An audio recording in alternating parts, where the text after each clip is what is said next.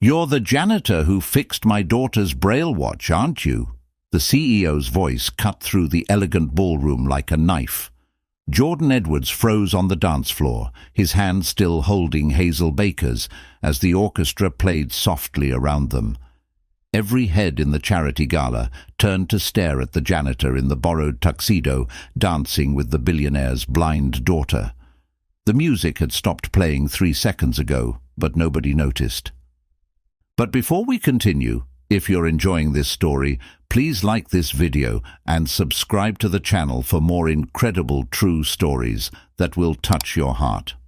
Jordan Edwards, 32 years old, had been working as a night janitor at Baker Industries headquarters in Manhattan for exactly 3 years and 7 months.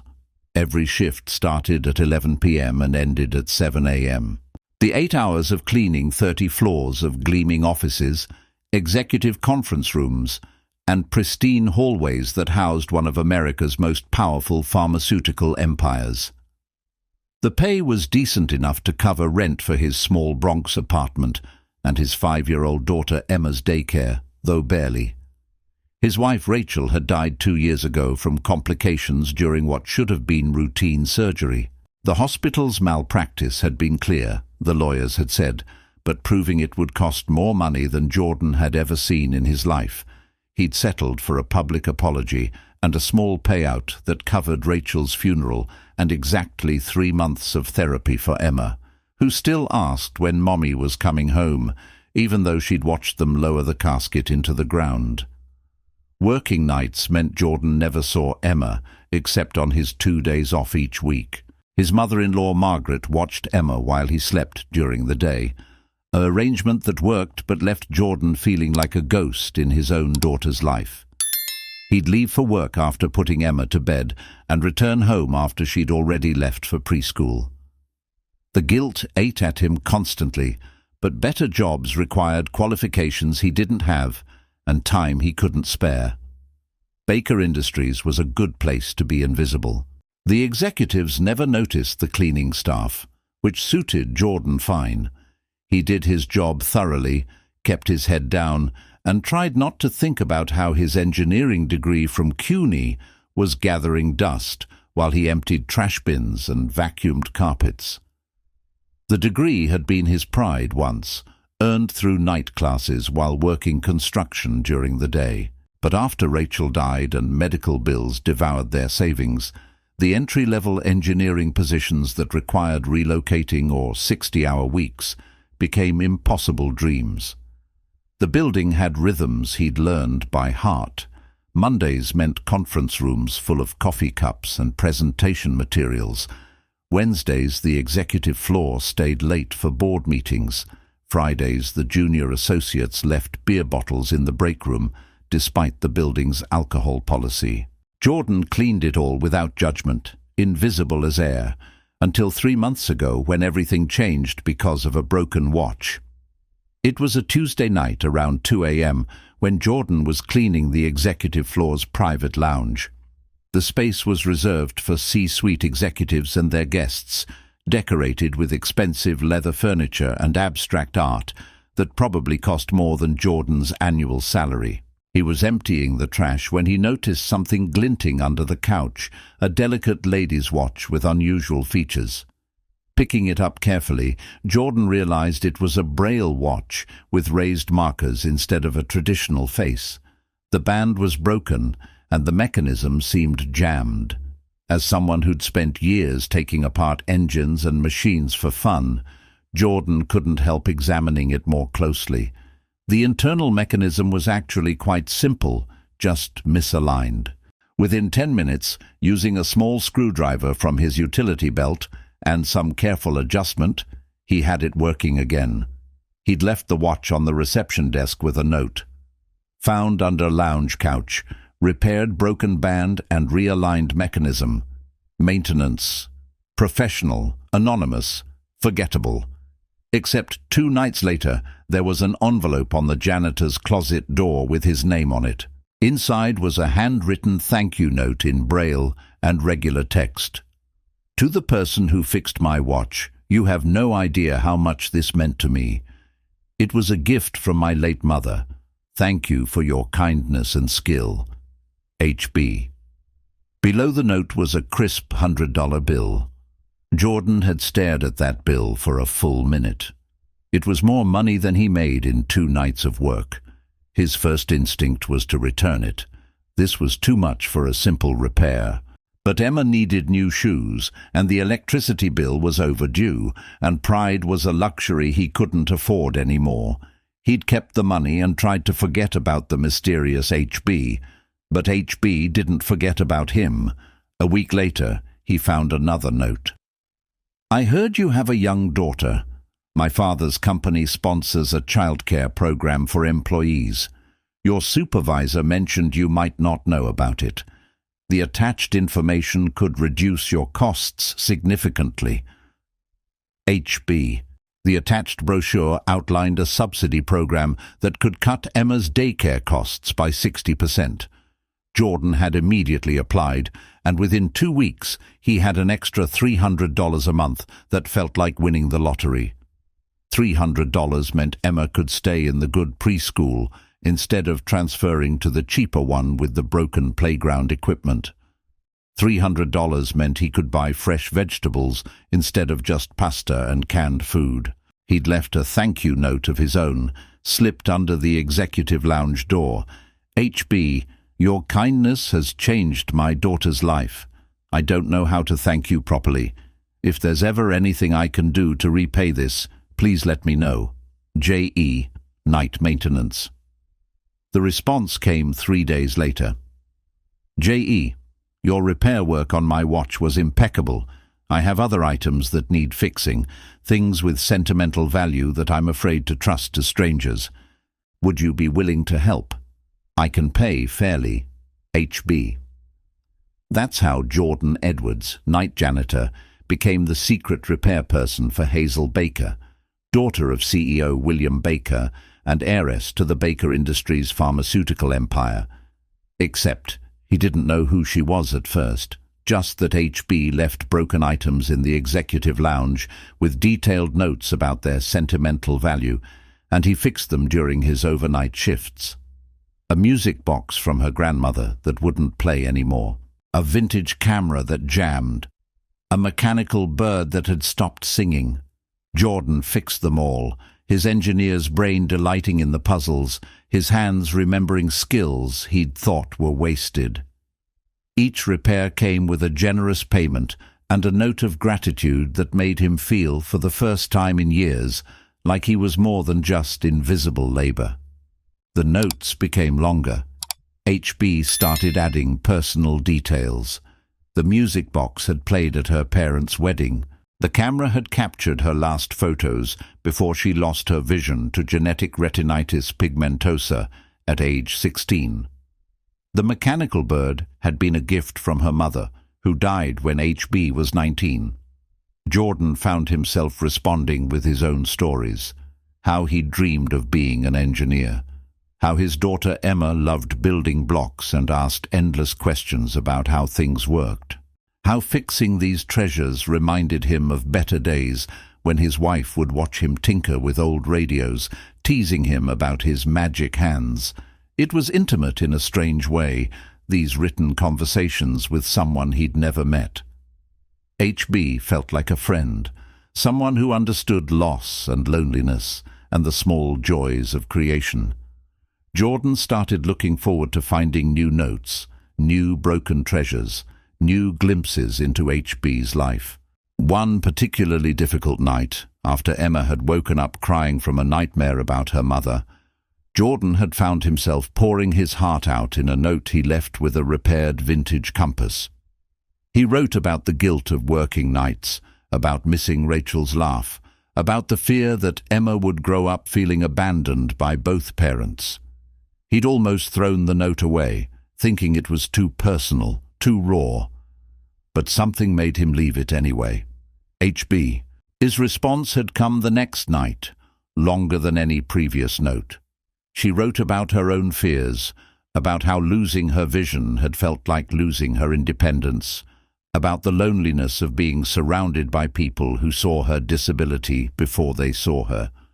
She described the isolation of high society events where people spoke to her slowly, as if blindness affected her intelligence.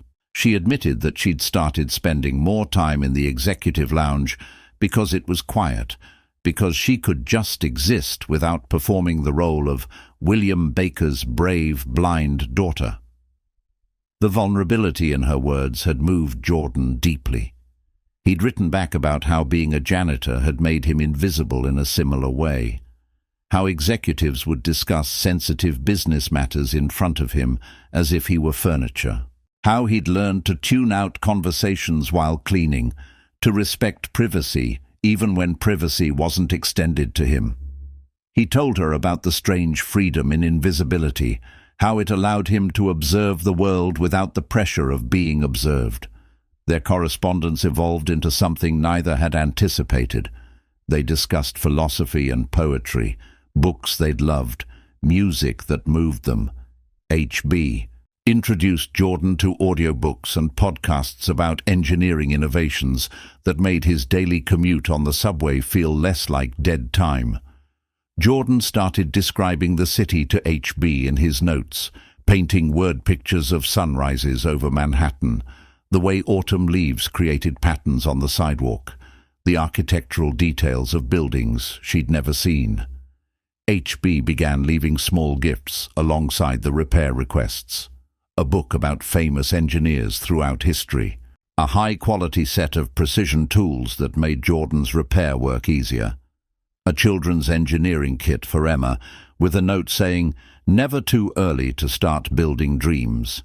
Each gift was thoughtful, personal, chosen with care rather than expense. Jordan reciprocated in his own way. He couldn't afford expensive gifts, but he could create. He built Emma a music box using spare parts, and the skills HB's repair requests had helped him rediscover. He recorded himself reading engineering textbook chapters aloud, knowing HB preferred human voices to computer-generated audio. He left her detailed descriptions of the building's architecture, things she could never see but could understand through his words. Their friendship deepened through shared vulnerabilities and discovered commonalities. HB told Jordan about her work consulting on accessibility initiatives at Baker Industries, how she wanted to make the world more navigable for people with vision loss. Jordan shared his ideas for adaptive engineering solutions, sketches of devices that could help blind individuals navigate spaces or interact with machinery safely. One evening, about 2 months into their correspondence, HB left a note that changed the dynamic entirely. J.E. I realized something today. I've told you more about myself in these notes than I've told most people I see face-to-face regularly. You've become one of my closest friends, and I don't even know what you look like. Isn't that strange? But also somehow perfect. You see me, truly see me, in a way that people with working eyes never have. Thank you for that. HB.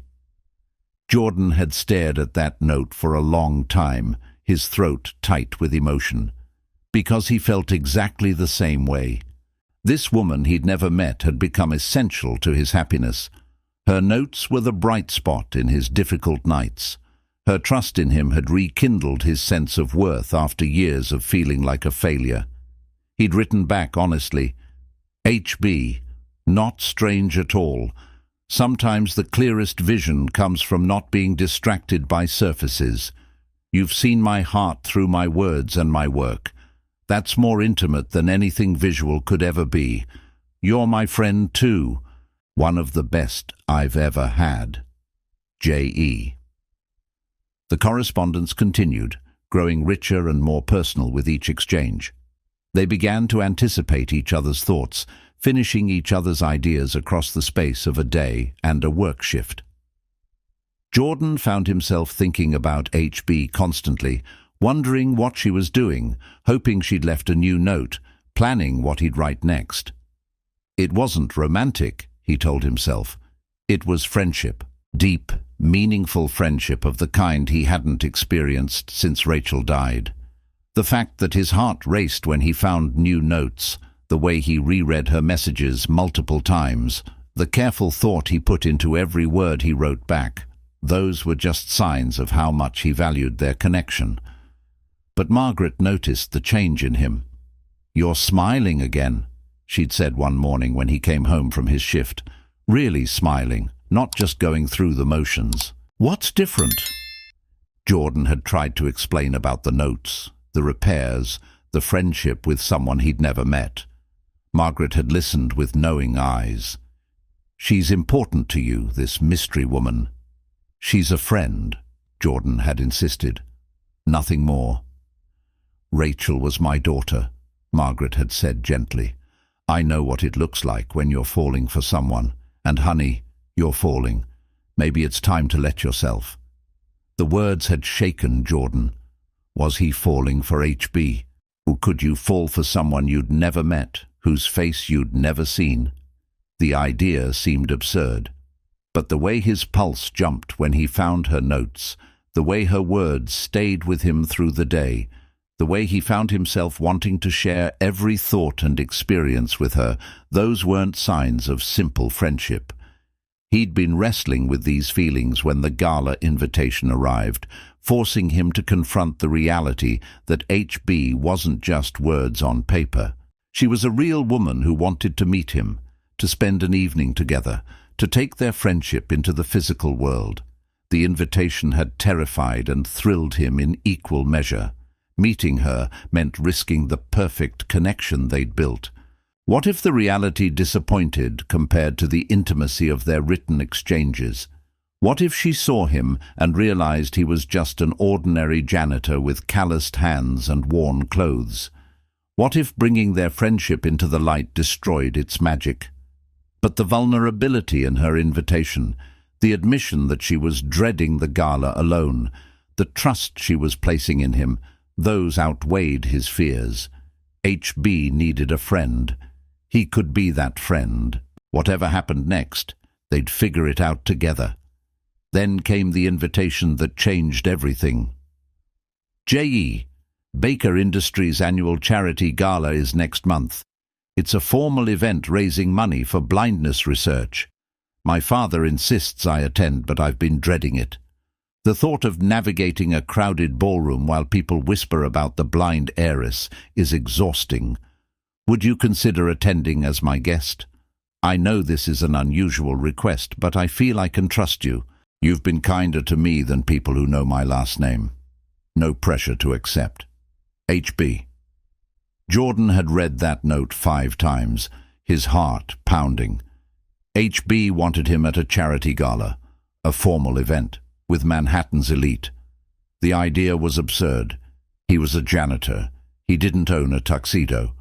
He'd never been to anything fancier than his own wedding at City Hall, but the note's vulnerability got to him, the loneliness between the words.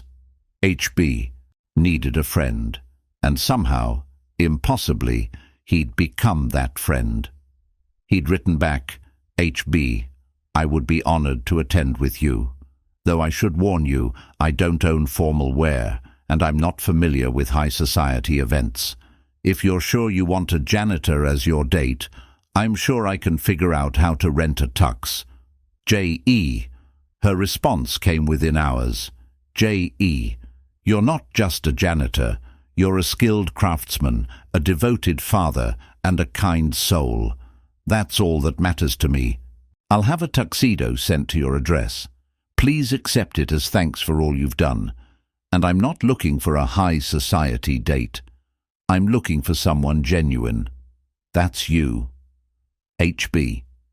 The tuxedo had arrived 2 days later, perfectly tailored to measurements Jordan didn't remember providing, until he realized his work uniform sizes must be on file somewhere. It fit like it was made for him, probably because it was. The quality was extraordinary, fabric so fine it felt like water under his fingers. Margaret had cried when she saw him in it. "You look like you're going to the Oscars," she'd said, adjusting his bow tie. "Rachel would be so proud." Emma had been less impressed.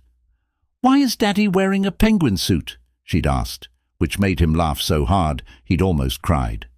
The gala was being held at the Plaza Hotel, a location Jordan had only seen in movies. He'd taken the subway there, feeling ridiculous in his tuxedo among the regular commuters, but arriving fashionably late as the instructions had specified. The entrance was a river of expensive cars and designer gowns, photographers catching celebrities and socialites as they arrived. Jordan had stood frozen on the sidewalk, completely out of his depth, until a hand touched his arm. "J.E." The voice was female, cultured, warm. "I'm so glad you came. I was worried you might change your mind." He turned and found himself looking at the most beautiful woman he'd ever seen. She was tall, maybe 5'8", with long dark brown hair falling in waves past her shoulders. Her eyes were a striking light grey-blue, but they didn't quite focus on his face, confirming what he'd known from the notes, but somehow hadn't fully processed until this moment. She was blind. She wore an elegant black evening gown that somehow managed to be both modest and stunning, with her mother's Braille watch on her wrist. "HB?" he'd managed. She'd smiled, and it transformed her whole face. "Hazel Baker, and you must be Jordan Edwards. I recognize your voice from the recording you left on the music box note." "I didn't leave a recording." "You read the note aloud to yourself while writing your response. The executive lounge has voice-activated recording for accessibility." "I heard you." Her smile turned mischievous. "You have a nice voice, by the way. Kind." Jordan had laughed, his nervousness evaporating. "You've been secretly listening to me clean." "Only when you're near the lounge. I spend a lot of time there when I'm at the building. It's quieter than my father's office." She'd held out her arm. "Shall we go inside before I lose my nerve completely?" He'd offered his arm, and she'd taken it with practiced ease. "I've never been to anything like this before," he'd admitted. "You might need to guide me through the social parts." "And I need you to guide me through the physical parts," she'd replied. "Sounds like a fair trade." They'd entered the ballroom together, and Jordan's breath had caught. The Plaza's ballroom was magnificent, all gold leaf and crystal chandeliers, with hundreds of guests in evening wear mingling beneath elaborate decorations. A chamber orchestra played classical music from a corner stage.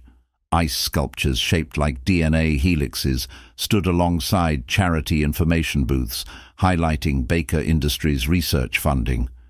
The whispers had started immediately. People recognized Hazel, of course, William Baker's daughter, the tragic heiress who'd lost her sight but remained involved in the family business. But who was the man with her? No one recognized Jordan, which made the speculation more intense. "They're staring," Hazel had said softly.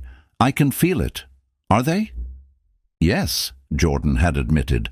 "But I think they're mainly staring because you look beautiful and they're curious about your mysterious date." "Are you uncomfortable?" "Terrified," he'd said honestly, "but also kind of enjoying watching them trying to figure out who I am." She'd laughed, a genuine sound of delight. "Good. Let them wonder. Half of them are here because they think my father's company connections will benefit them. The other half want to feel charitable while drinking expensive wine. You're here because you're a good person who fixed my mother's watch and didn't ask for anything in return. That makes you more valuable than everyone in this room." The evening had been surreal. Hazel had introduced him to various guests as "my dear friend Jordan Edwards," never mentioning his job title. Most people assumed he was someone important, maybe a consultant or venture capitalist, and he'd let them assume rather than correct the misunderstanding. Hazel had navigated the social interactions with grace, her hand on his arm, allowing him to guide her while she handled the conversation. They'd talked to research scientists funded by Baker Industries grants, artists whose blindness awareness programs received company support, politicians who praised William Baker's philanthropy. Through it all, Hazel was poised and articulate, discussing her father's company initiatives with obvious knowledge and passion. But Jordan could feel the tension in her arm, the way she held herself just slightly rigid. She was performing, playing a role, and it was exhausting her. "Would you like to dance?" he'd asked during a lull in the conversations. The orchestra was playing something slow and elegant. Hazel had hesitated. "I haven't danced since before I lost my sight. I don't know if I can without seeing." "I'm not much of a dancer either," Jordan had admitted. "But I thought maybe we could figure it out together, unless you'd rather not." She'd been quiet for a moment, then smiled. "I'd like that." They'd moved onto the dance floor, and Jordan had taken her hand, placing his other hand carefully on her waist. "I'm going to warn you now. I mostly learned to dance from watching YouTube videos before my wedding, so this might be a disaster." "Good," Hazel had said, placing her free hand on his shoulder. "Then we can be disasters together." The music had swelled, and they'd begun to move. Awkwardly at first, Jordan trying to remember the basic waltz steps while Hazel felt out the rhythm and his movements. They'd stepped on each other's feet twice in the first minute, apologizing and laughing.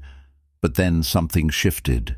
Jordan stopped thinking about the steps and started thinking about the music, about the feel of Hazel in his arms, about the way her face had relaxed into genuine happiness for the first time all evening. He'd begun to move more naturally, and Hazel had followed, trusting his lead, her body finding the rhythm through his movements. They danced like that for 2 whole songs, oblivious to the other guests, lost in their own world of movement and music. Hazel's head had come to rest near his shoulder, and Jordan had felt something he hadn't felt since Rachel died. Connection. Not just attraction, though Hazel was undeniably beautiful, but genuine connection. The sense of being seen and understood by another person, which is when the music had stopped and William Baker's voice had cut through the ballroom. "You're the janitor who fixed my daughter's Braille watch, aren't you?" The entire room had fallen silent. Jordan and Hazel had frozen mid-step, still holding each other as every eye turned toward them. William Baker stood at the edge of the dance floor, tall and imposing in his immaculate tuxedo, his expression unreadable. Jordan had felt Hazel's hand tighten on his shoulder. "Father," she'd said carefully, "this is Jordan Edwards. He's my guest tonight." "I know exactly who he is," William had said, his voice carrying across the silent ballroom. "Jordan Edwards, night maintenance staff at Baker Industries headquarters, currently earning $16.50 an hour, cleaning the 32nd floor executive offices." The whispers had exploded like wildfire. The billionaire's daughter had brought a janitor to the charity gala. The janitor was dancing with the heiress. What was William Baker going to do? This was a scandal. This was inappropriate. This was exactly the kind of gossip that would fuel Manhattan society for months. Jordan had wanted to disappear, to sink through the floor and never come back. But Hazel's hand was still in his, and he couldn't just abandon her to face this alone. "Father," Hazel had said, her voice steady despite the obvious tension. "Jordan is my friend. He's been kinder to me than most people in this room. His job title is irrelevant."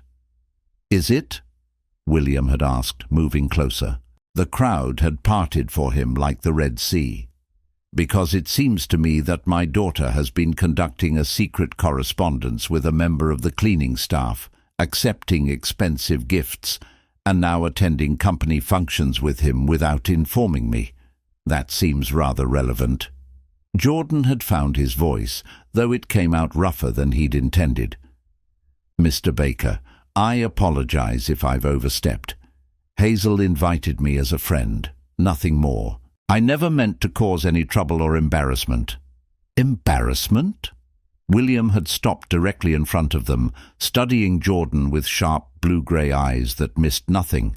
"You think I'm embarrassed?"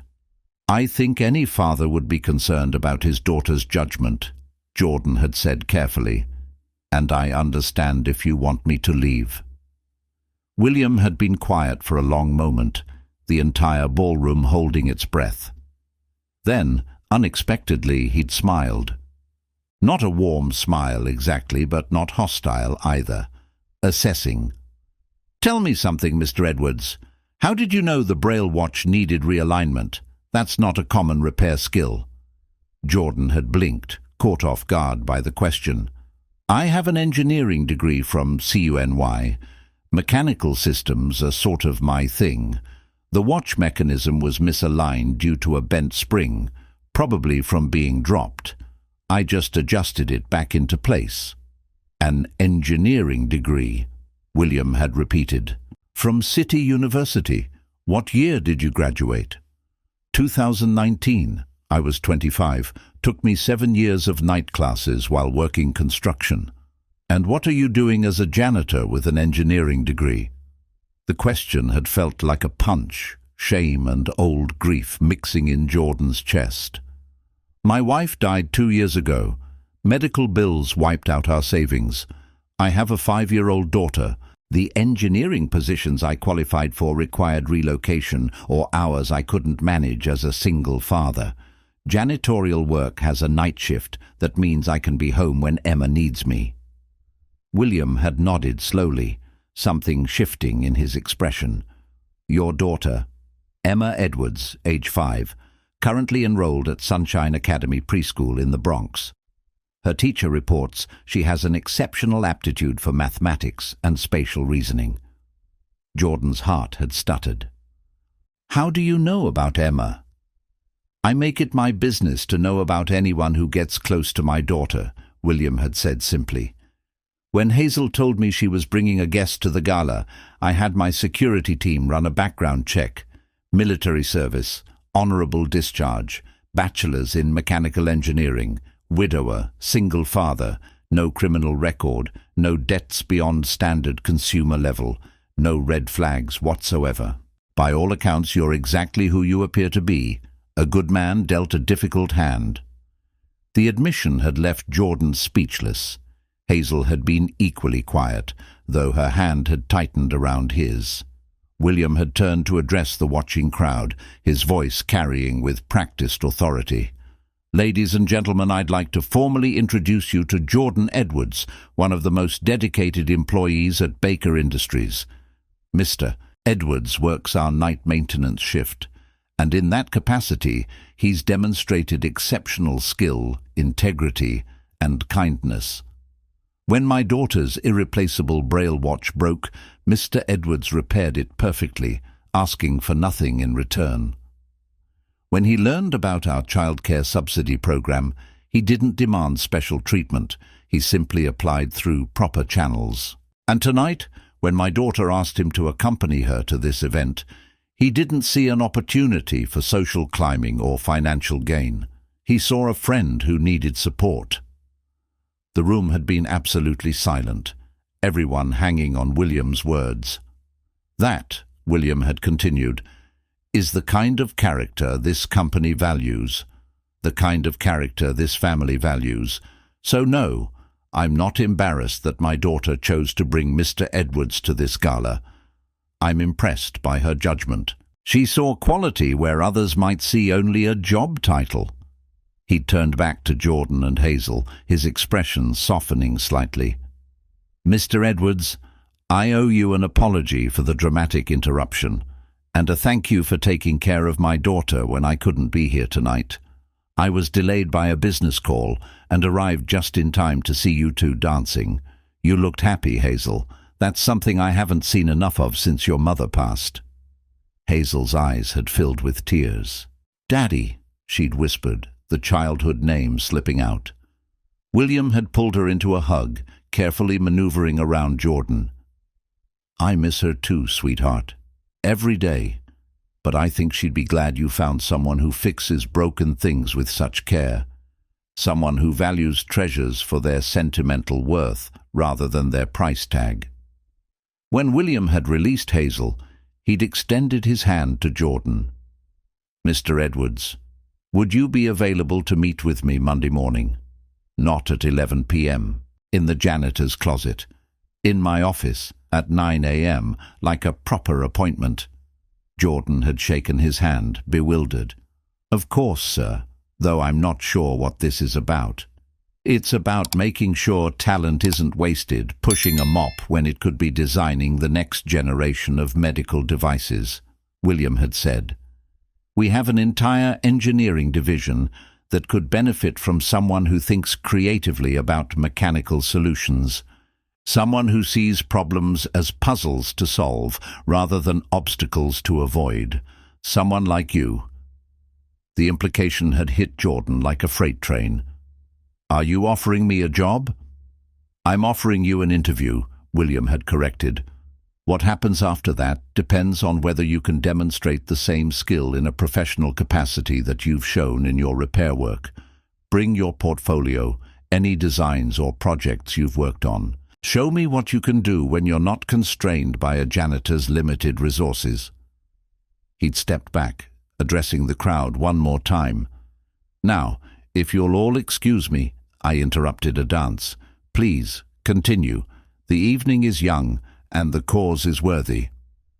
The orchestra had started playing again, slowly, and the crowd had begun to resume their conversations, though the gossip was now focused on the surprising turn of events rather than scandal. William had walked away, leaving Jordan and Hazel alone on the dance floor once more. "I don't understand what just happened," Jordan had admitted. Hazel had been crying and smiling simultaneously. "My father just gave you his blessing, and possibly a job offer, and definitely made you the talk of Manhattan society for the next month. Is that good or bad?"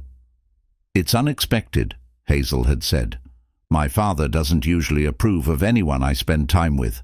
He's very protective since my mother died, but he respects competence and character above everything else. You demonstrated both. By fixing a watch and dancing with his daughter. By being exactly who you are, without pretense or calculation." Hazel had reached up to touch his face gently, her fingers finding his jawline. "Jordan, I need to tell you something. I didn't invite you here just as a friend." His heart had started pounding. No, I've fallen for you over these months of notes and conversations. The way you describe the world to me, the way you talk about your daughter, the care you put into fixing broken things. I know this is complicated. I know I'm William Baker's daughter, and you're trying to survive, and we barely know each other in person. But I had to tell you the truth before this goes any further." Jordan had stood there, holding this beautiful, brilliant woman in his arms, and realized he felt the same way. "I've fallen for you too," he'd admitted.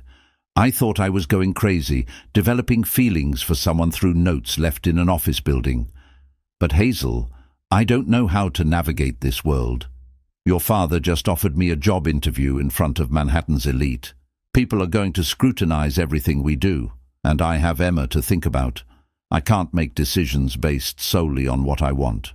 "I understand," Hazel had said. "I'm not asking you to decide anything tonight. I just wanted you to know how I feel. What you do with that information is entirely your choice." The music had been playing around them, other couples returning to the dance floor, life resuming its normal flow. Jordan had made a decision then, throwing caution to the wind. "Would you like to finish our dance?" he'd asked. Hazel had smiled through her tears. "I'd like that very much." They danced 3 more songs, ignoring the whispers and the watching eyes, lost in each other and the music. And when the evening finally ended and Jordan escorted Hazel to her father's car, she'd squeezed his hand one more time. "Monday morning, 9 a.m., she'd reminded him. "Don't forget your portfolio." "I won't forget," he'd promised. As the car had pulled away, Jordan had stood on the sidewalk in his borrowed tuxedo, watching it disappear into Manhattan traffic, and realized his entire life had just changed because he'd fixed a broken watch. Monday morning came too quickly and too slowly simultaneously. Jordan had spent the weekend putting together a portfolio of every design project he'd ever completed, sketches of engine modifications from his construction days, CAD drawings from his college projects, photos of the items he'd repaired for Hazel, with detailed notes on his problem-solving process. It wasn't impressive by professional standards, but it was honest work that showcased his skills. Margaret had watched Emma so Jordan could make the 9 a.m. appointment. He'd worn his only suit, a charcoal grey number from his wedding that was slightly too big now but still presentable. The security desk at Baker Industries had his name on the visitor list, and he'd been escorted directly to the executive floor, bypassing his usual janitor's entrance entirely. William Baker's office was exactly what Jordan had expected. Enormous, immaculately decorated, with floor-to-ceiling windows overlooking Manhattan. William sat behind a massive desk, reviewing something on his computer. He'd looked up when Jordan entered and gestured to a chair. "Mr. Edwards, thank you for coming. Please, sit."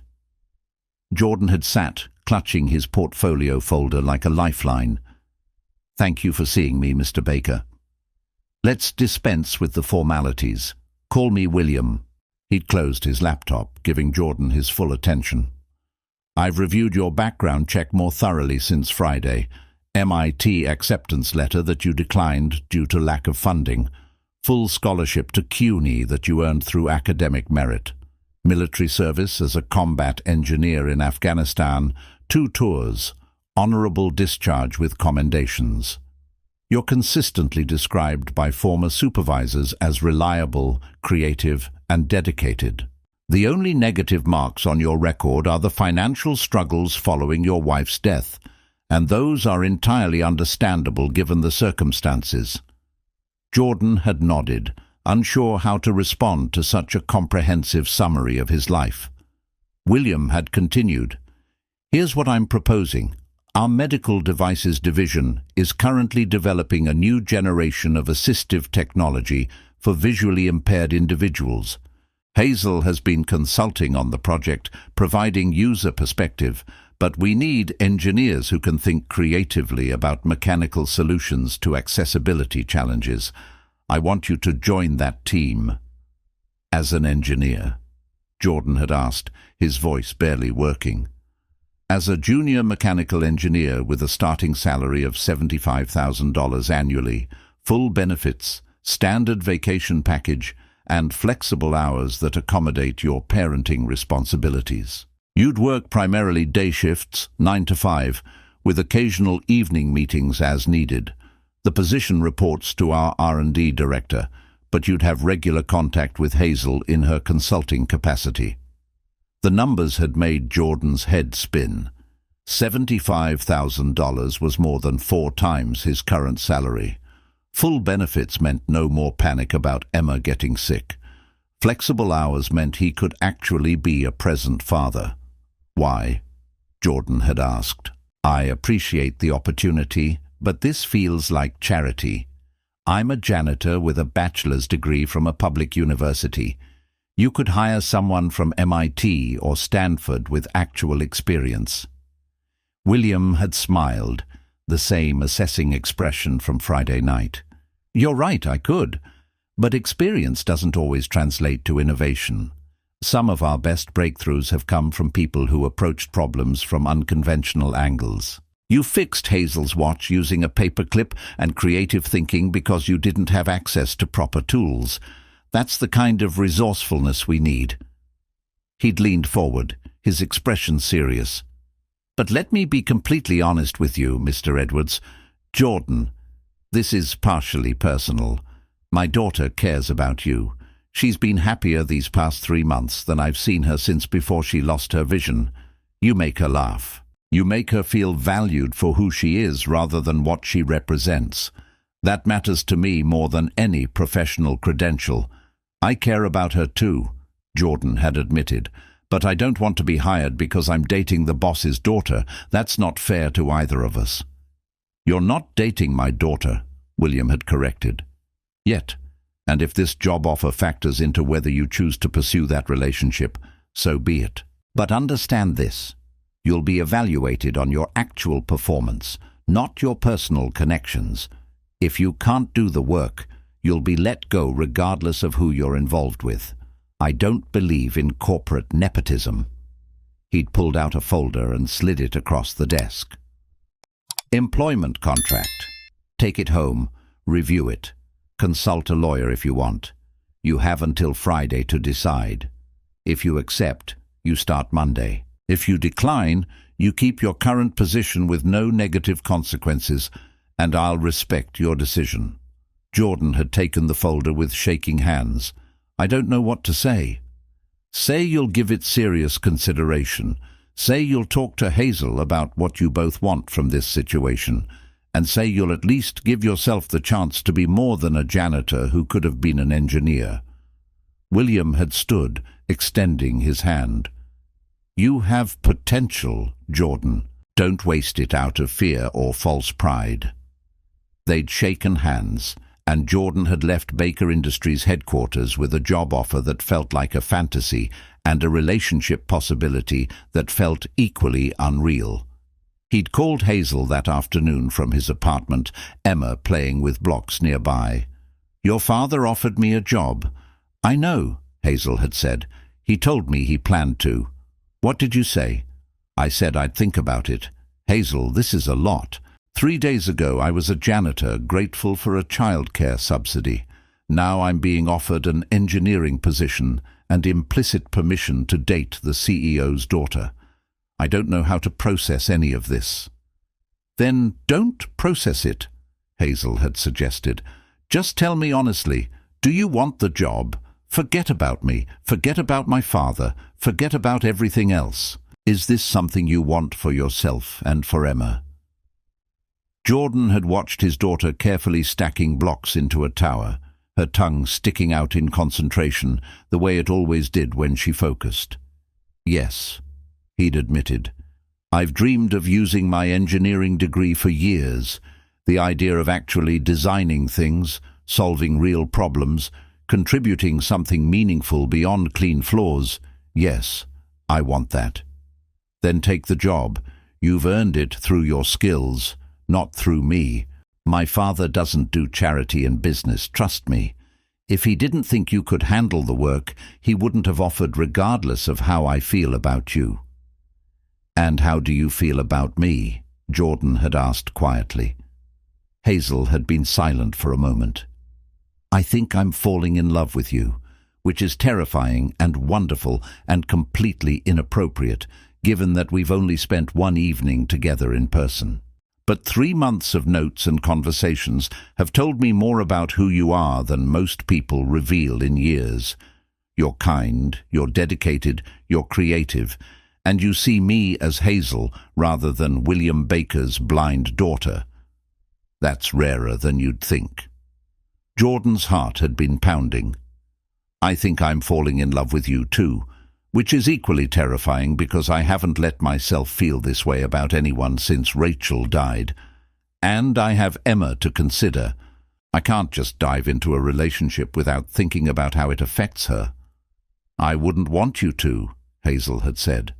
"Emma is part of who you are. I'd never ask you to choose between your daughter and a relationship. But Jordan, we don't have to have everything figured out right now. We can take this slowly. Let you start the job, settle in, see how it goes. Let me meet Emma properly when you're ready. Let this develop naturally instead of forcing decisions."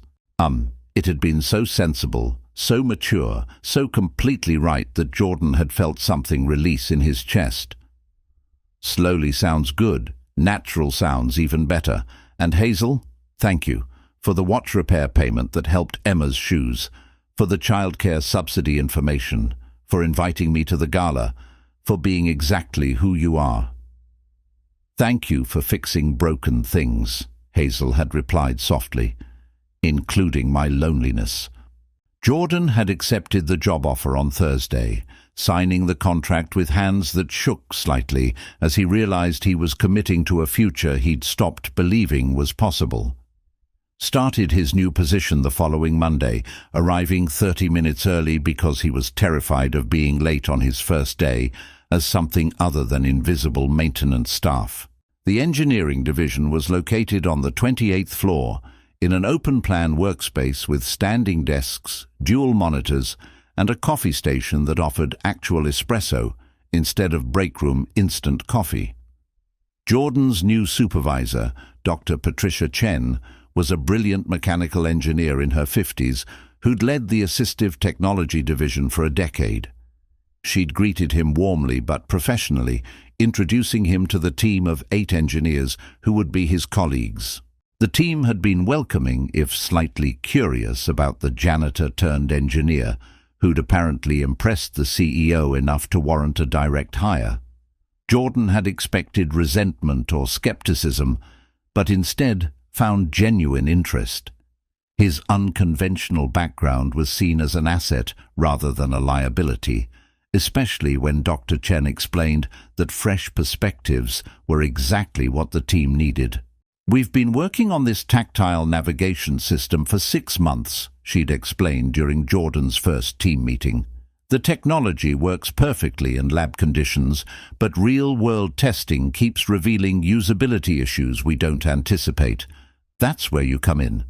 Your ability to see mechanical problems from a practical maintenance perspective might help us identify what we're missing."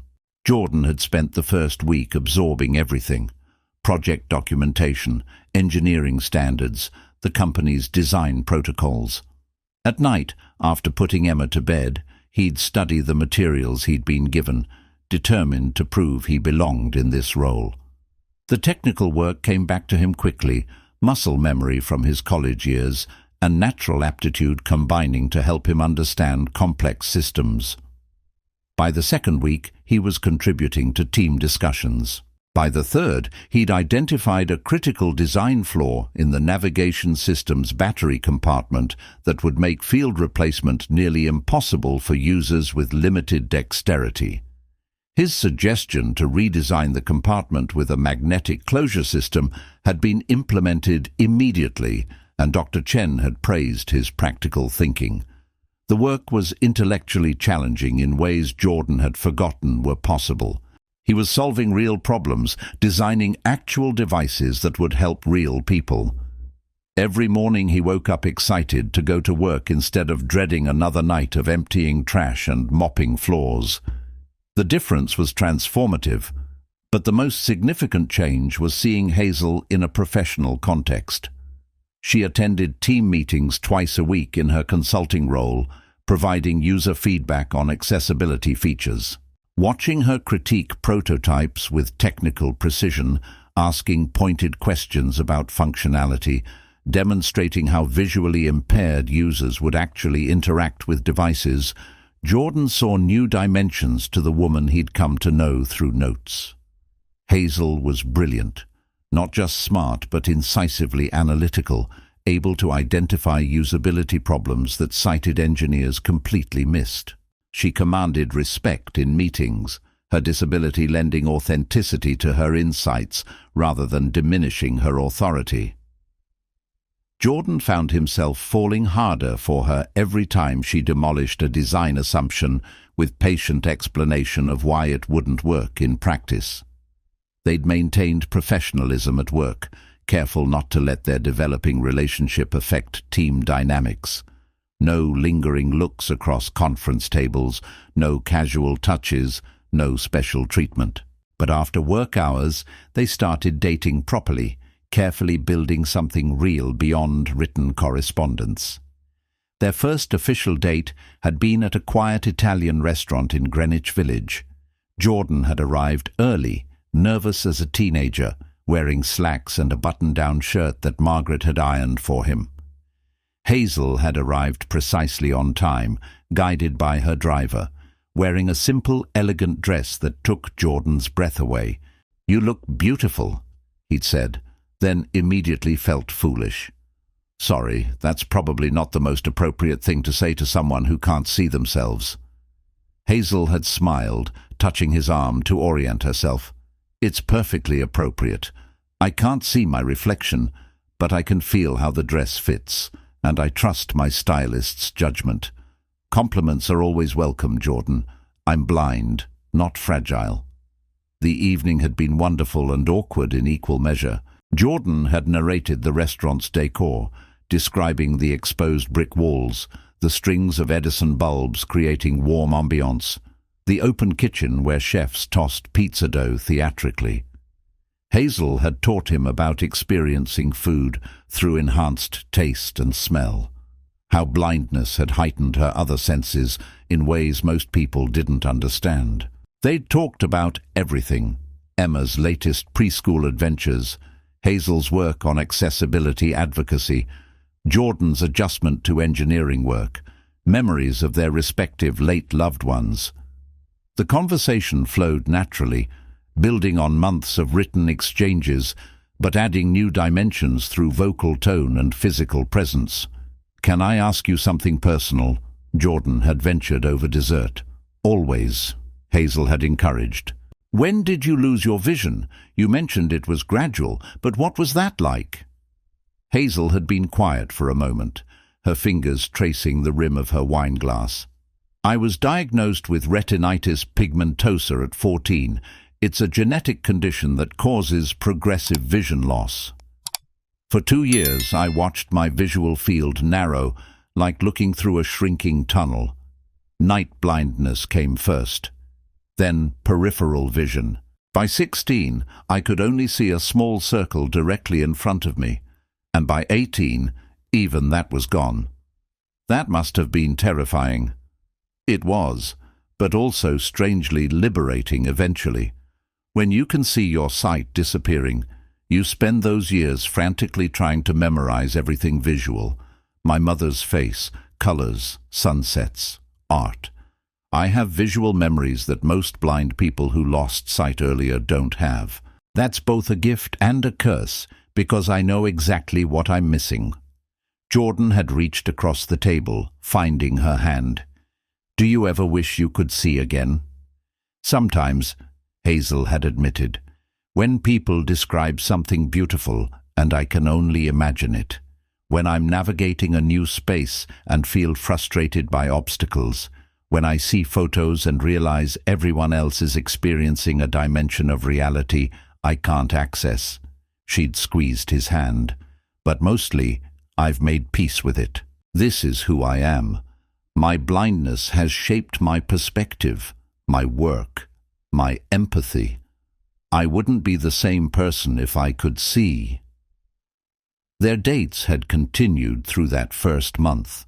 Walks through Central Park, where Hazel taught Jordan about experiencing autumn through the crunch of leaves underfoot, the smell of drying vegetation, the changing quality of sunlight on skin. Movie nights at Jordan's apartment, where he provided live audio description, narrating visual details during quiet moments, making Hazel laugh with his dramatic voice, acting for action scenes. Museum visits where Jordan described paintings in painstaking detail, learning to translate visual art into words. Concerts where Hazel's enhanced auditory perception picked up musical nuances Jordan had never noticed. Cooking together in Jordan's modest kitchen, Hazel teaching him to cook by touch and smell rather than sight, laughing when he measured ingredients by carefully counting or timing rather than eyeballing quantities. Each date revealed new layers of compatibility. They shared similar values about family, integrity, and work. They both appreciated quiet evenings over loud social events. They communicated openly about needs and boundaries instead of playing games. And most importantly, they made each other laugh, finding joy in small moments and absurd situations. But the biggest test came 6 weeks into their dating relationship, when Jordan finally felt ready to introduce Emma to Hazel properly. He'd been nervous about this meeting for weeks, knowing that Emma's acceptance was non-negotiable. If Emma didn't connect with Hazel, the relationship couldn't continue, no matter how strong Jordan's feelings were. He'd prepared Emma carefully, explaining that Daddy's friend Hazel couldn't see, but that didn't mean she was sad or scary. Emma, with a 5-year-old's perfect logic, had asked, "Can she still play with me even if she can't see?" "Absolutely," Jordan had assured her. She plays differently, using her hands and ears instead of her eyes, but she loves games and puzzles and music, just like you. The meeting had taken place at Jordan's apartment on a Saturday afternoon. Jordan had cleaned obsessively for 2 days, wanting everything perfect. Emma had helped, organizing her toys and picking out her fanciest dress, a slightly wrinkled blue number with butterflies that she'd worn to a birthday party 3 months ago. When the doorbell rang, Emma had hidden behind Jordan's legs, sudden shyness overwhelming her earlier excitement. Jordan had opened the door to find Hazel standing there with her white cane, holding a wrapped package. "Hi, Jordan," Hazel had said, smiling in his general direction. "And you must be Emma. Your dad has told me so much about you. I heard you love building things, just like him." Emma had peeked out from behind Jordan's legs but hadn't spoken. Jordan had gently encouraged her. "It's okay, sweetheart. Remember what we talked about." "You can't see me," Emma had said quietly, testing. "That's right," Hazel had confirmed, kneeling down to Emma's height. "My eyes don't work, but my ears work really well. I can hear that you're about this tall," she gestured at approximately the right height, "and that you're standing very close to your daddy because you're a little nervous. That's okay. I'm a little nervous too." "You're nervous?" Emma had asked, curiosity overtaking shyness. "Very nervous," Hazel had admitted, "because your daddy is very important to me, which means you're very important to me, and I really want us to be friends. But I understand if you need time to get comfortable. We can go as slowly as you want." The honesty had been perfect. Emma had stepped out from behind Jordan, studying Hazel with a child's unfiltered directness. "Why are your eyes that color if they don't work?" "Emma!" Jordan had started to correct, but Hazel had laughed. "That's a great question. My eyes are grey-blue because that's how I was born. They stopped working when I was a teenager because of something called retinitis pigmentosa. That's a big word. That means the part of my eyes that sees slowly stopped working, but the color stayed the same." "Oh," Emma had processed this. "Can I show you my room?" "I'd love to see your room," Hazel had said, standing and offering her hand. Emma had taken it without hesitation, already chattering about her toys as she led Hazel down the narrow hallway. Jordan had followed, his heart full, as Emma gave Hazel a tour that involved touching everything. The stuffed animals arranged on the bed, the building blocks organized by color that Emma now explained by size instead, the drawings taped to the walls that Emma described in painstaking detail, understanding instinctively that Hazel needed words to create mental images. Hazel had been wonderful, asking questions, praising Emma's organizational system, responding to the constant stream of 5-year-old observations and non sequiturs with patience and genuine interest. She'd brought a gift for Emma, the tactile puzzle Jordan had mentioned, a beautifully crafted wooden set with different textures and shapes that could be solved by touch. "This is so cool!" Emma had exclaimed, running her fingers over the raised patterns. "How do you do it?" "Want me to show you?" Hazel had offered. "We can solve it together. You'll use your eyes and fingers, and I'll use just my fingers. We'll see who figures out the pieces first." They'd spent the next hour on the living room floor, Emma and Hazel solving puzzles together, while Jordan watched from the kitchen where he was supposedly preparing snacks, but was really just observing this miracle. Emma asked endless questions, everything from "Does being blind hurt?" to "Can you dream if you can't see?" to "Do you have a boyfriend?" Hazel had answered every question honestly, but age-appropriately. Yes, she could dream, and her dreams had visual images from before she lost her sight. No, being blind didn't hurt physically, though it was sometimes frustrating. And yes, she had a boyfriend, someone very special who was very important to her. "Is it Daddy?" Emma had asked with perfect 5-year-old perception. Jordan had frozen in the kitchen, waiting for Hazel's response. They'd discussed this, agreed to let Emma guide the timeline of revelations, but Emma had apparently decided to skip ahead. Hazel had glanced toward the kitchen, smiling. Would that be okay with you if it was? Emma had considered this seriously. Is he your boyfriend? He's someone I care about very much, Hazel had said carefully. And I'd like to spend more time with both of you, if that's something you'd be comfortable with. Will you still come play with me even if you're Daddy's girlfriend? Absolutely. I'd love to be your friend, Emma, regardless of my relationship with your dad. You're pretty awesome all on your own. Emma had smiled, a decision clearly made in her child's mind. Okay, you can be Daddy's girlfriend, but you have to come over for pizza Fridays. That's our rule. Jordan had emerged from the kitchen, eyes suspiciously bright. Pizza Fridays are very important in this house. Then I'll be here for Pizza Fridays, Hazel had promised. The afternoon had extended into evening, Emma insisting Hazel stay for dinner. They'd ordered pizza, as Emma demanded, eating in the living room while Emma demonstrated her building block constructions, and Hazel asked engineering questions that Jordan hadn't thought to ask. Emma explained her designs with increasing confidence, clearly delighted to have an adult taking her work seriously. When Margaret had arrived to pick Emma up for their planned sleepover, she'd found Emma chattering excitedly about Daddy's girlfriend Hazel, who can't see but is really smart and knows about puzzles and building things. Margaret had pulled Jordan aside while Hazel helped Emma gather her overnight bag. She's good for you, good for Emma. Don't let fear stop you from being happy again.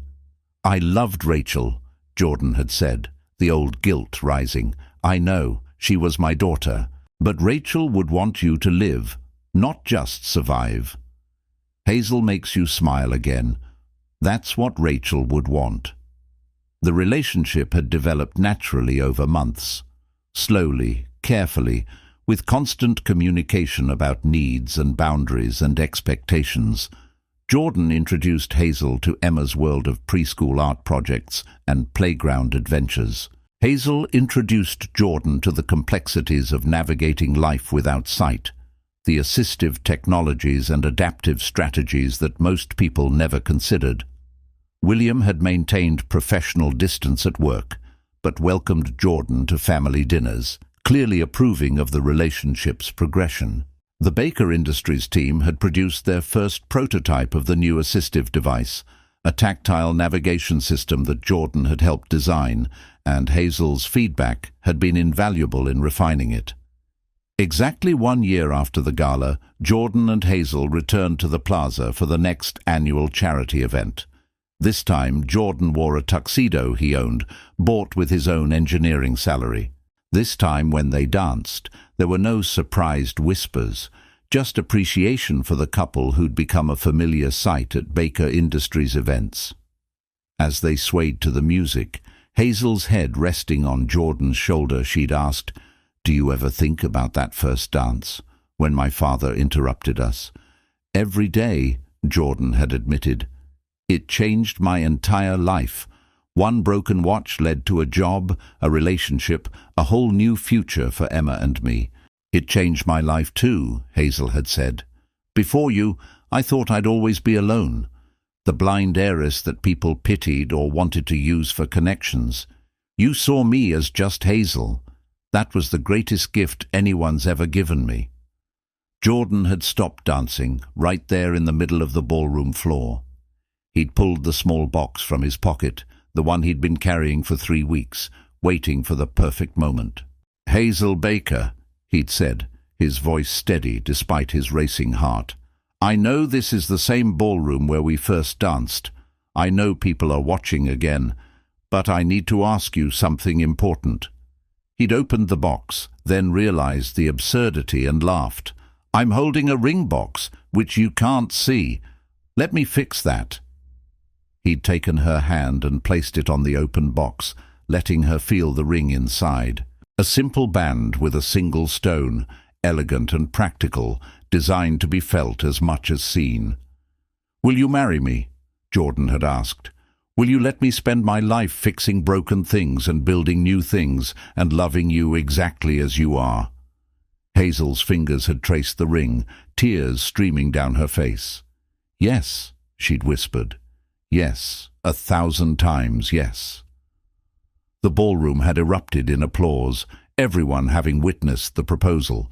William Baker had appeared at the edge of the dance floor, smiling broadly, and Jordan realized he'd been in on the plan all along.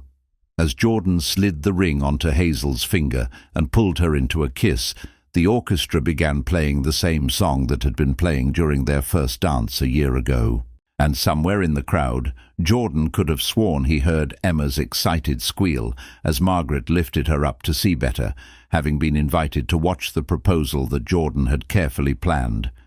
They got married 6 months later in a small ceremony at the Brooklyn Botanic Garden. Emma was the flower girl, carrying a basket of roses and proudly announcing to everyone that her daddy was marrying Hazel and they were going to be a family. William walked Hazel down the aisle, placing her hand in Jordan's with a quiet, "Take care of her," that carried the weight of a father's trust. The wedding was simple but perfect, filled with people who mattered rather than society expectations.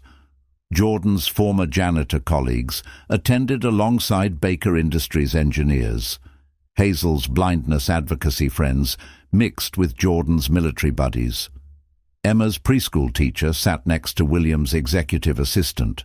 It was a blend of worlds that shouldn't have worked, but somehow did, because love doesn't care about job titles or social status.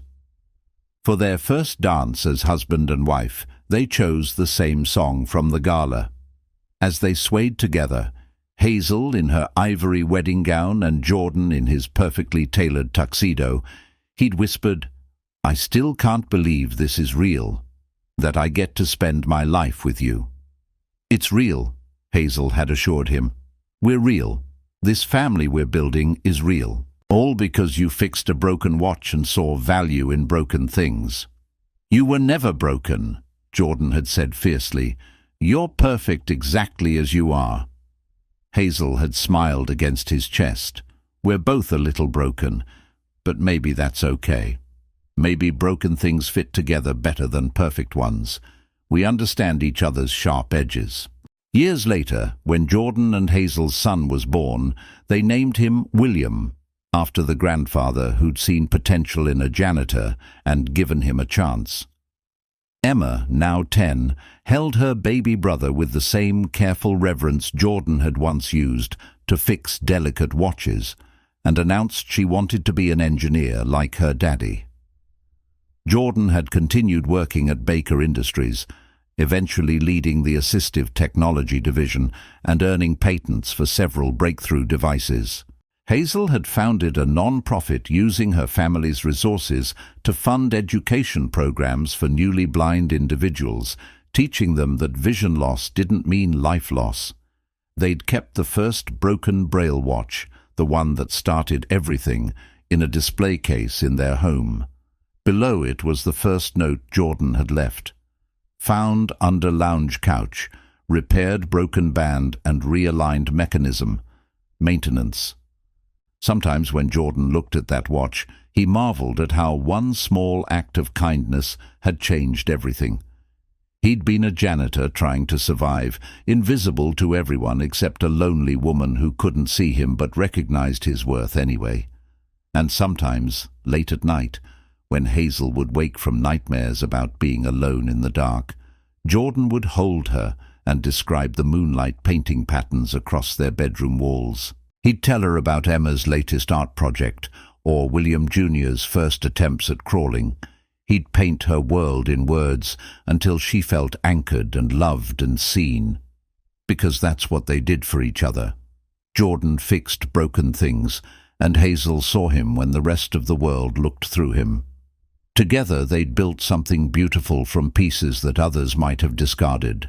The janitor and the blind heiress, the engineer and the consultant, the father and the mother, the husband and the wife. They were all of those things and none of those things. Mostly they were just Jordan and Hazel, two people who'd found each other in the most unlikely circumstances and decided that love was worth the risk. And every year, on the anniversary of that first dance, they returned to the plaza for the charity gala. They danced to their song, ignoring the crowd, lost in their own world. And William Baker, watching from the sidelines, would smile and remember the night his daughter had brought a janitor to the ball and reminded him that worth wasn't measured in dollars or status, but in character and kindness. The broken watch had long since been replaced by newer, better models. But Jordan and Hazel kept it anyway, a reminder that the most valuable things in life are often the ones we almost throw away. The forgotten treasures, the overlooked possibilities. The janitor with an engineering degree, the blind woman with perfect vision into human hearts. They'd both been broken in their own ways, but together they'd discovered that broken doesn't mean worthless. Sometimes broken just means you're ready to be remade into something even better than you were before. And that's a truth worth more than all the wealth in Manhattan.